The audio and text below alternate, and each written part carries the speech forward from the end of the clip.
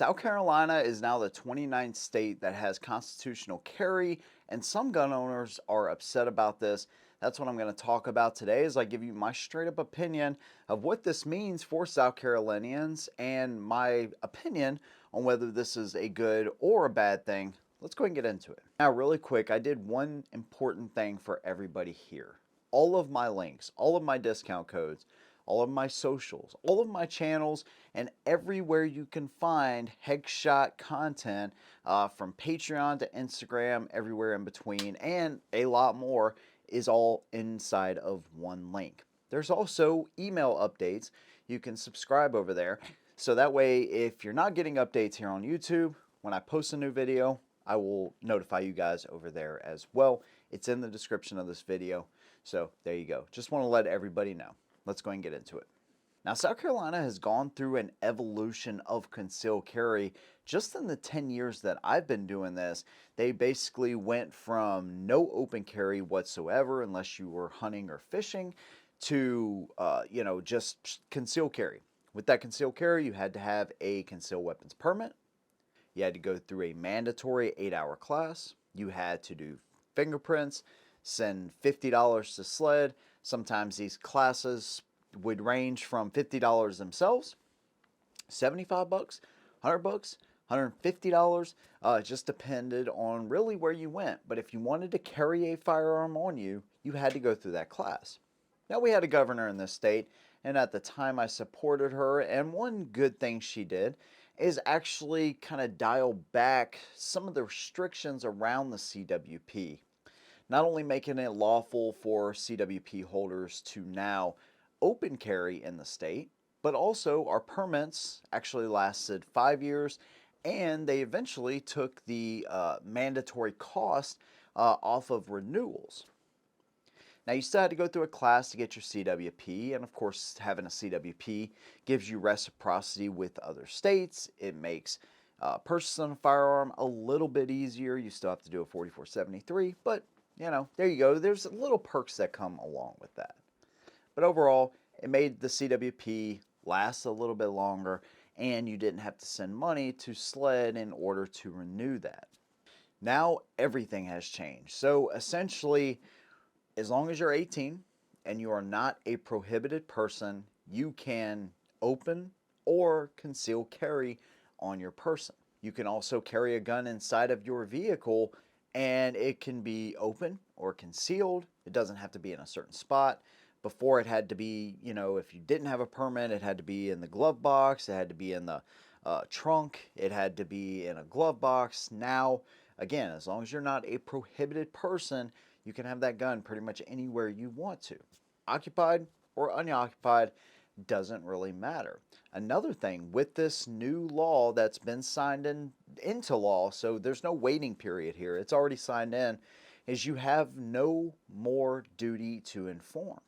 Now, I made a video about this months ago, but essentially, whether you are a concealed carrier with a CWP or not, you have no duty to inform. You have no duty to show that CWP to an officer any longer. Also, it explicitly states that an officer cannot stop you just because they now see a firearm on you. They have to have reasonable, articulable suspicion of a crime in order to stop you. The firearm alone is not reason enough to make a stop. Now, another thing this law has created is stiffer penalties for people that break the law with a concealable weapon. For instance, if you're a felon and you have a gun, you already know that you can't own that gun. But now, if you have a concealable weapon, for the first offense that you are caught, it is no more than 5 years. For the second offense, it's a mandatory minimum of 5 years, not more than 20. For the third offense, it's a mandatory minimum of 10 years, no more than 30. Now, another thing is if you commit a crime with a concealable weapon, there's actually additional penalties that will be imposed on you if you don't have a CWP. Now, most CWP or CCP holders, whatever you want to call it, are already following the law. We've been asking for permission for years to carry a gun, so very rarely do you see crimes committed by CWP holders anyways. Another thing this is going to do to kind of encourage people to still get their CWP is there will now be statewide classes put on by SLED. So it will be at least twice a month and it will fall in line with those requirements to get a CWP. Now, they did state that if there are so many people that want to sign up for this free class, they will actually increase it, but it has to be minimum of 2 times per month.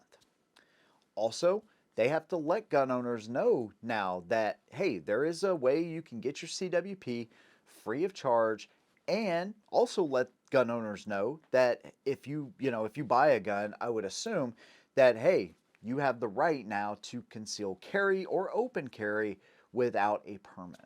They're actually going to have like commercials and ads promoting this and letting people know about the free classes and about how constitutional carry now works. Now, we have to wait until the funds actually get appropriated for this, so you won't see classes just yet, but maybe, hopefully, by summer or even into fall of this year, those classes will be available. Now, if you teach classes and you're a certified instructor, you can still charge people for those. So if you know somebody and you're like, man, I really like this guy, I want to go here, you pay your fee and you can still do that as well.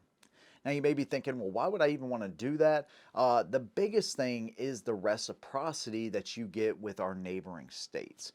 So that's why a lot of people will probably still do CWP, but let's just get down to it. Everything that this law has changed about concealed carry and how many different stages of carry and open carry we've gone through just in the 10 years I've been doing this is pretty crazy, but it's always gone the right way. And so if you are wondering whether I support this or not, I 100% support this. I've had close friends of mine that say they don't know how they feel about this. You're allowing people, and this is the common argument I hear, you're allowing people to get guns and carry them without any kind of training. Well, let's be honest with you. CWP classes are not training. They're just not. It's a very basic class. It's almost identical to the MSF course for motorcycles. You learn the basics and then you go on about your way. How many people go to the MSF course and then buy, a freaking 900-pound Harley and think they can ride it after they spend a few hours with a, I don't know, a Ninja 250 in their MSF class? So it is the same exact thing. So you do already have a lot of people, unfortunately, that are carrying firearms that don't know what the hell they're doing. It's on individuals to seek out information and to go to classes and learn how to use that firearm. And that's a lot of what I've done here on this channel. And I have a ton of videos dedicated to helping new shooters and concealed carriers out. But they have to seek out that information either way. Like I said, a CWP, yes, you may know some of the rules, and I don't want to discount some of the things you learn in that class, but to be honest with you, you are not a trained professional after you get that CWP. So again, I think individuals need to take it upon themselves. They need to learn how to shoot that gun, load it, carry it, how to use it, and how to, keep it safe, as well. There's all kinds of things that you are responsible for as a gun owner when you buy one. So regardless if you are using your constitutional rights to carry that gun in public, or you decide to go with the CWP or not, or whatever, or you're just a gun owner and you don't even want to carry your gun, either way, you need to be seeking out training anyways. So I really think that's a moot point. When you look at the other 28 states that have enacted constitutional carry, you don't see a big, rise in crime. Criminals are already doing what they're doing, and they're going to continue to do that. But now you make it easier for law-abiding citizens to carry their firearms. Again, I'm not saying that you should not go out and practice, but you should have the right to carry your firearm because you're an American, and that's where that line is drawn for me. So you either, and this is kind of how I sum this up, is you either believe that the Second Amendment, which is more than just concealed carry, it's not even about concealed carry, but let's just put it under that umbrella term, the Second Amendment, right? You either believe that is a God God-given right that cannot be taken away from you, or you don't, or you think it's kind of given to you by government. And so this is taking the governmental permission out of it and saying, yes, you do have a God-given right to carry your firearm, to have your firearm on you, and there is no restrictions when it comes to that. Now, there was a great article done by America's First Freedom, and I'll leave a link to that down below so you can take a look at it for yourself. But essentially, they took 30 states and they looked at those states from 1980 to 2018, and they looked at constitutional carry states and shall issue states and seeing if homicide rates and stuff went up or down. They also looked at other stats in there as well. And for the most part, the way they broke everything down, and they used a bunch of different parameters. It was not just homicides. It was a lot. They looked at laws in that area, police presence in that area, poverty levels in these areas. I mean, they used a lot of different data to come up with this. And to break it all down, or to just simplify it, basically homicide rates in these areas with constitutional carry went down by 6%. And while some unalivings went up by 3%, it still actually made these places a little bit safer. It actually, drove some of those rates down. And so, there's a lot of defensive uses of firearms in the United States every single year. And so one of the reasons that I'm a huge proponent of this is not only does constitutional carry, recognize what the right to bear arms truly is, but it also takes away not only the permission, but the money aspect. Sometimes you can spend hundreds of dollars to get a concealed carry permit, and that affects low income households. So you're basically telling them that, hey, you're going to have to, have more money in order to defend yourself.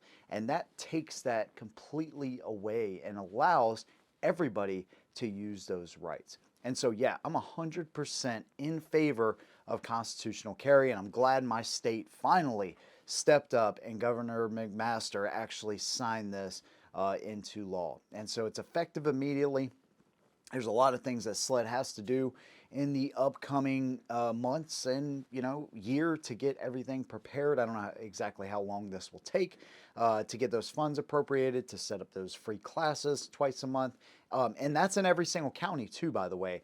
And if they can't find certified instructors in said county, then SLED has to step in and do it themselves.